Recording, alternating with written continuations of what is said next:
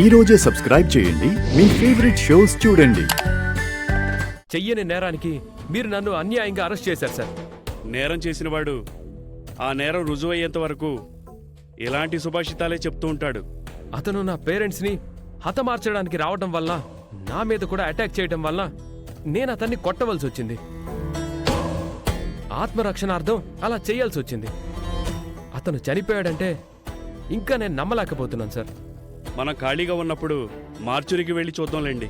అప్పటి వరకు తమరు పాడిన పాటే పాడకండి. మీ సుమతి శతకాలు, వేమన పద్యాలు నా దగ్గర చెప్పకండి. అమ్ముడు పోయారా? వాట్? ఎవరికైనా అమ్ముడు పోయారా అని అడుగుతున్నాను. అమ్ముడు పోయారా, గిమ్ముడు పోయారా అని నోటుకొచ్చినట్టు మాట్లాడితే నా స్టైల్లో కుమ్ముడు కుమ్మాల్సి వస్తుంది. నా ముందు నాటకాలు వద్దమ్మా. తమరు కొట్టడం వల్లనే అతను చనిపోయాడన్నది కన్ఫామ్. స్టేషన్లో ఎన్ని మాటలు మాట్లాడినా ప్రయోజనం లేదు. నువ్వేదైనా చెప్పాలనుకుంటే వెళ్ళి కోర్టులో చెప్పుకోమని చెప్పాను కదా. తమరికి శిక్ష పడడం మాత్రం 100% గ్యారంటీ. ఒకవేళ నీలో నిజాయితీ ఉండి నేరం చేసింది నువ్వు కాదని కోర్టు వారు నమ్మితే వదిలేస్తుంది. అంతవరకు నేనేం చేయలేను. రేపు కోర్టుకు వెళ్దాం, అక్కడ చూసుకుందాం. సార్, కోర్టుకి 2 రోజులు సెలవులున్నాయి. అవును కదా, ఆ విషయమే మర్చిపోయానయ్యా. మిస్టర్ శ్రీకర్, మీరు 2 రోజులు స్టేషన్లో ఉండక తప్పదు. ఎల్లుండి వెళ్దాం. అప్పటి వరకు మీరు మీ లాంగ్వేజ్ని, బాడీ లాంగ్వేజ్ని జాగ్రత్తగా ఉంచుకోవటం ఎంతో ఉత్తమం. ఓకే?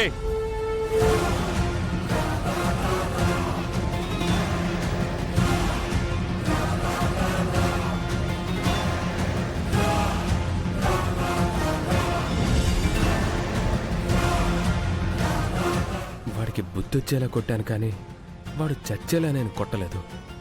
ఎవరో కావాలని ఇదంతా చేస్తున్నారు. నా చుట్టూ కుట్ర పన్నుతున్నారు. ఎవరై ఉంటారో.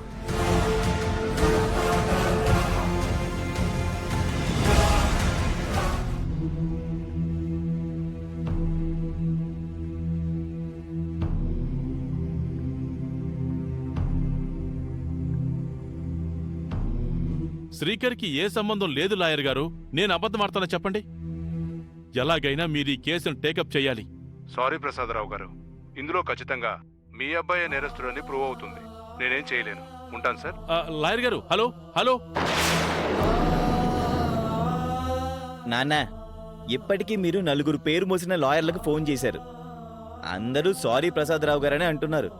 అంటే వీడి వైపు ఎంత తప్పుందో మనందరం గ్రహించాలి. శ్రీకర్ అరెస్ట్ కావడం బాధగా ఉన్నా మన బంగారం మంచిది కానప్పుడు మనమేం చేయగలం మామయ్య గారు?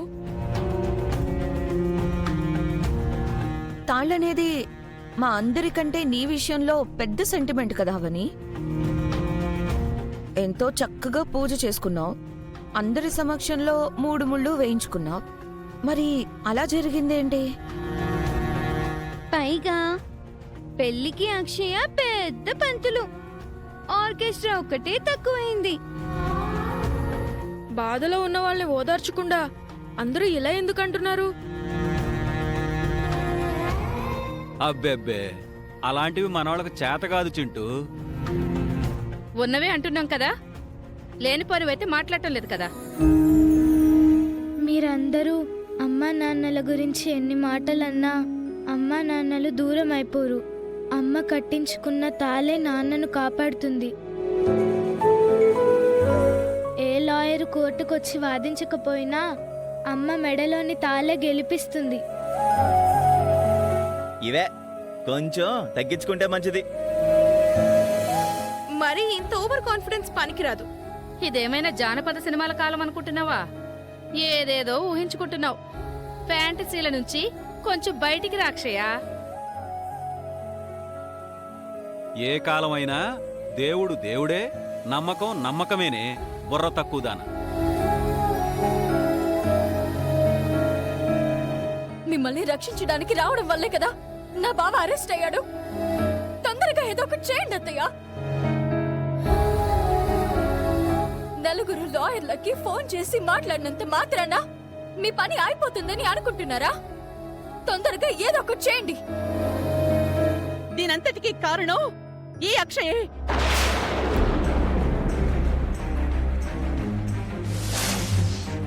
నా కూతురు ఏం చేసింది?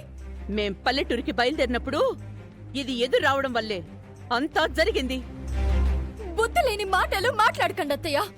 నువ్వు హద్దులు దాటి మాట్లాడుతున్నావు. మనసులో ఏదో విషయం నింపుకుని గత కొద్ది కాలంగా మీరు సాధిస్తూనే ఉన్నారు.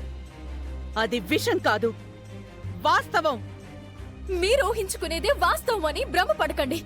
నాకు నీతులు చెప్పే అంత వయసు కాదు, అనుభవమూ లేదు. నువ్వేంటి నాకు చెప్పేది? ఇంకా మీరు పెద్దరికం చలాయించే పరిస్థితిలో లేరత్తయ్య. మీకు వయసు అయిపోయింది, చాదస్తం పెరిగిపోయింది. ఎక్కువ మాట్లాడితే చంప పగులుతుంది. మీకు చేతనైంది అదే కదా. నువ్వు ఎన్నైనా మాట్లాడు. ఇవాళ నా కొడుకు జీవితం నాశనమయ్యింది అంటే అందుకు కారణం మీరే. ఇవాళ కుటుంబం నాశనం అవుతుందంటే అందుకు కారణం మీరే. ఏంటమ్మా అంతంత మాట్లాడుతున్నావు? నువ్వు ఎంత బాధలో ఉంటే మాత్రం మాటకి హద్దుండాలి కదా. నేనన్నది నిజం కాదా? ఇవిడి గారికి ఎవరిని నమ్మాలో ఎవరిని నమ్మకూడదో తెలియడం లేదు మావయ్య. తెలుసుంటే నా కూతురుని చంపాలని చూసిన వీళ్ళని క్షమిస్తుందా? మనసుందా ఇవిడికి? అత్త అంటే ఇలా ఉండాలి అని అందరికీ ఆదర్శం అనుకున్నాను.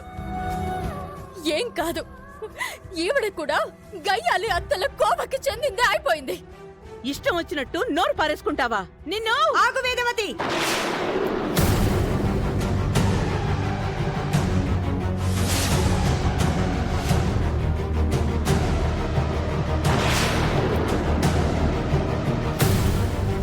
నువ్వైతేనే వీళ్ళకి కరెక్ట్గా సమాధానం చెప్తావు. రామ్మా సుజాత, రా.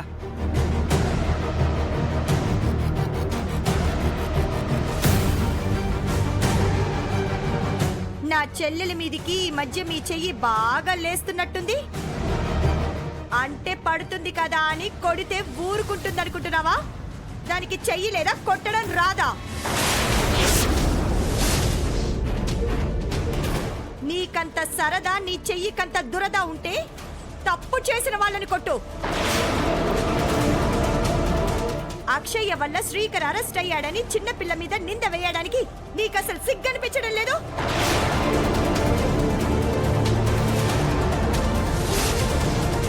దీనిలో అక్షయ్ ప్రమేయం ఏముంది? చిన్నపిల్లలు దైవ సమానులు అని మీ అమ్మవారు మీకు చెప్పలేదా?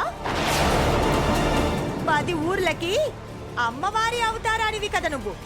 ఆ మాత్రం జ్ఞానం లేదా నీకు?